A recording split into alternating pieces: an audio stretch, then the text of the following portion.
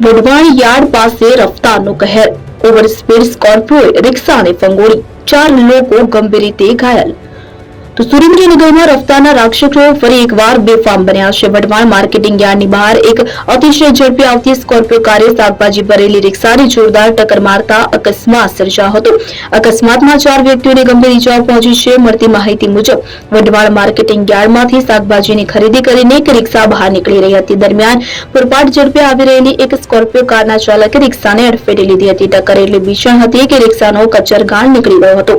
રિક્ષા ચાલક સહિત 4 લોકો લોહીલુહાણ હાલતમાં ફસાયા હતા। ઇજાગ્રસ્તોને રાજકોટ ખાતે ખસેડાયા હતા। અકસ્માતને પગલે સ્થાનિક લોકો દોડી આવ્યા હતા અને તાત્કાલિક બચાવ કામગીરી હાથ ધરી હતી। જ્યારે ઇજાગ્રસ્તોની હાલત અત્યંત નાજુક હોવાથી તેઓને પ્રાથમિક સારવાર માટે સુરેન્દ્રનગર સિવિલ હોસ્પિટલ અને ત્યારબાદ વધુ સારવાર અર્થે રાજકોટ સરકારી હોસ્પિટલ ખાતે રિફર કરવામાં આવ્યા હતા।